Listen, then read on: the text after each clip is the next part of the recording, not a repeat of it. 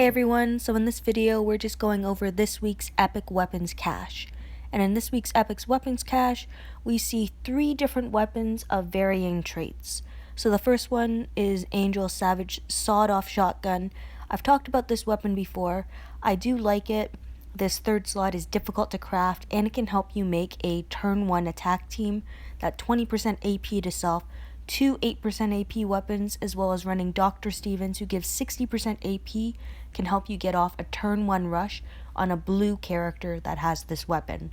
In the case of Priya, you would probably want to add Rampage onto the 4th slot and either increase the crit chance or switch over to attack and run team player weapons surrounding her. Now, if you chose to run this type of weapon, say, on Princess instead of Priya, you would want to be able to add some 4th slot that gives additional attack. For example, the easiest or simplest idea for a craft would be Team Player 4, where you're adding plus 15% attack to all adjacent tunes as well as to self, and plus 35 crit chance. This type of weapon helps boost characters around the tune that's holding the weapon, as well as the tune that is actually holding the weapon, making it to be really effective just on any general attack team. The next weapon on the wheel is Ryan's Blunderbuss, and this weapon is actually in the black market at the moment.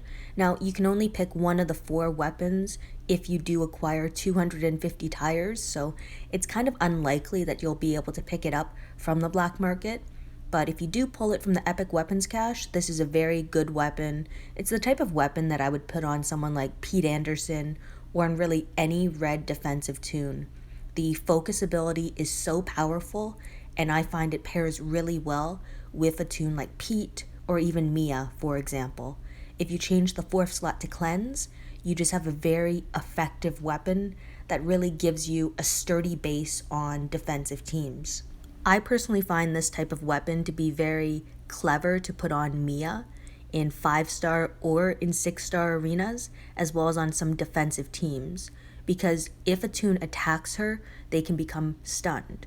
They can also trigger the focus ability, meaning she won't be affected by taunt or confuse.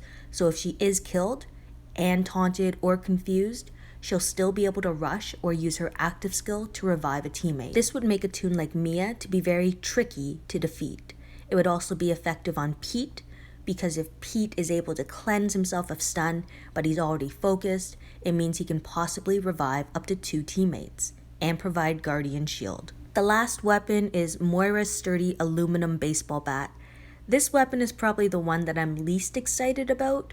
It's kind of a weird weapon where it has 30% HP, 15% defense, when attacking a better chance to cause minus 40% defense for 3 turns to the enemy, and then you can also increase basic attack damage by 20% and ignore defense bonuses.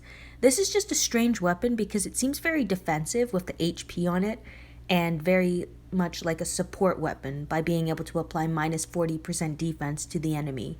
This type of weapon would be solid on an onslaught team where you don't want to rush, so you would have to rely on weapons and active skills to lower the opponent's defense, for example.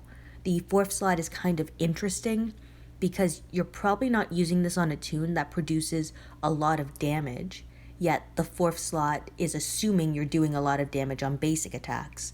That type of 4th slot would work really well on a tune like James or Mike, who do basic attacks as their rush and provide collateral damage. I think because I would use this weapon on a support character instead, or someone like Dayu, for example, active infection, by being able to defense down the enemy, it would help with other tunes being able to kill.